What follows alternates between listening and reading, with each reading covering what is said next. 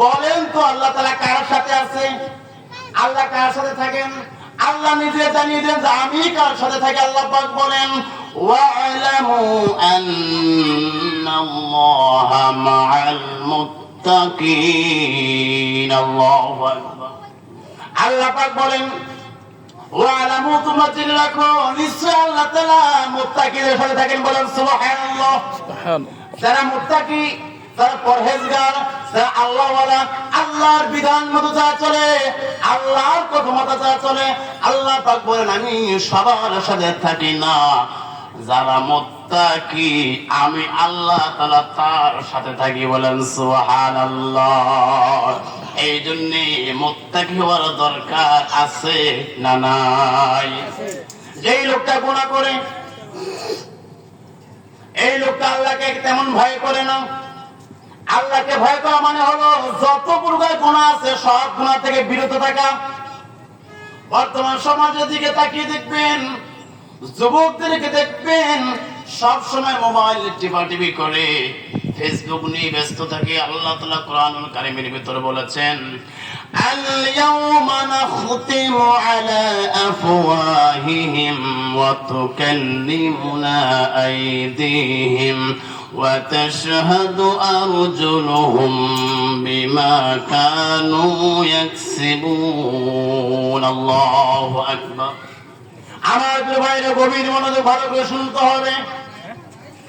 আল-ইয়াওমা নাখতিমু আলা আফওয়াহিহিম, আল্লাহ পাক বলেন কিয়ামতের ময়দানে সেই দিন হাত আল্লাহ তাআলার সামনে সাক্ষ্য দিবে, হাত কথা বলবে, পা সাক্ষ্য দিবে। দুনিয়ার মধ্যে আমরা কি করেছি, কেমন কথা বললেন হুজুর, হাত আবার কেমন করে কথা বলে। কিয়ামতের ময়দানে আল্লাহ রাব্বুল আলামিন হাতকে কথা বলার জন্য অর্ডার করবেন, আদেশ দিবেন, হাত কথা বলবে। সমাজের দিকে তাকান, প্রত্যেকটা ঘরে দেখবেন, প্রত্যেকটা পরিবারে দেখবেন সবাই ফোন চালায়, ঠিক কিনা বলেন? আপনি ফোন চালান ভালো কথা, এই ফোন যখন ব্যবহার করেন, এই ফোনের মধ্যে যখন খারাপ কিছু আসবে, আপনি যখন একটা লাইক দিবেন, আপনি যখন একটা কমেন্টস করবেন, যখন একটা শেয়ার দিবেন, যখন কোনো কিছু দেখবেন খারাপ দেখলে লাইক দিলে হাত কথা বলে। আল্লাহ গভীর রাত্রে তার মা ঘুমাইছে, তার বাপ ঘুমাইছে, সবাই ঘুমাইছে, খাটের মধ্যে শুইয়া কম্বলের নিচে এত খারাপ কিছু দেখছে, কেউ জানে না হাত আপনার বিরুদ্ধে কথা বলবে। যত বলেন চালান, সমস্যা নেই।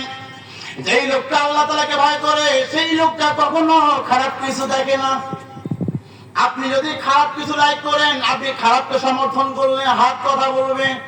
খারাপ কিছু লিখলেন, হাত কথা বলবে। খারাপ কিছু যদি আপনি করেন, সবগুলো কথা বলবে।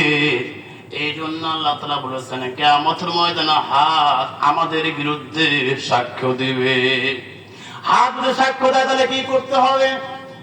হাত দিয়ে কোনো লাইক করা যাবে না। লাইক করবেন ভালো কাজের জন্য, ওয়াজ একটা আসতে লাইক দিয়ে দিবেন, ভালো কমেন্টস করবেন, শেয়ার দিয়ে দিবেন। রাসূলুল্লাহ সাল্লাল্লাহু আলাইহি সাল্লাম বলেছেন খাঁটি মুসলমান কারা শুনে নেন। নবীজি বলেছেন আল মুসলিমু মান সালিমাল মুসলিমুনা মিন লিসানিহি ওয়া ইয়াদি। খাঁটি মুসলমান কাকে বলা হয় ভাইরা আমার? খাঁটি মুসলমান ছাড়া জান্নাতে কেউ যাবে না। আমাদেরকে খাঁটি মুসলমান হতে হবে, অবশ্যই হতে হবে। খাঁটি মুসলমান ছাড়া জান্নাতে কেউ যাবে না। নবীজি বলেছেন যে লোকটা হাত এবং মুখ থেকে কোন মানুষ কষ্ট পায় না, নিরাপদ থাকে, সেই লোকটা খাঁটি মুসলমান। সুবহানাল্লাহ বলেন। আল্লাহ নবীজি বললেন যেই লোকটা হাত দ্বারা কেউ কষ্ট পায় না, মুখ দ্বারা কেউ কষ্ট পায় না, নবীজি বলেন এই লোকটা হলো খাঁটি মুসলমান। সুবহানাল্লাহ। সমাজের মধ্যে থাকেন ভাইরা আমার, এই হাত দিয়ে সবচাইতে মানুষ অন্যায় ভাবে হত্যা করে, ঠিক কিনা বলেন? ঠিক। অন্যায় ভাবে মারে, অন্যায় ভাবে দলিল কি করে, লেখালেখি করে। নবীজি বলেছেন যে এই লোকটা হাত দিয়ে মানুষ কি হয়, নির্বোধ নয়, মানুষ আঘাত পায়, এই লোকটা মুমিন হতে পারে না, খাঁটি মুসলমান হতে পারে না।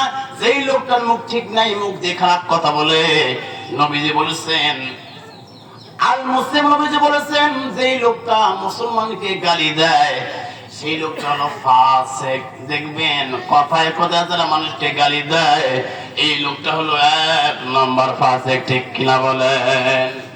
এই জন্য ব্যক্তি জীবনে ইসলাম প্রতিষ্ঠা করতে হলে তাকওয়া অর্জন করতে হবে। তাকওয়া ছাড়া বিকল্প কোনো পথ নাই। তাকওয়ার দাম সবচাইতে বেশি।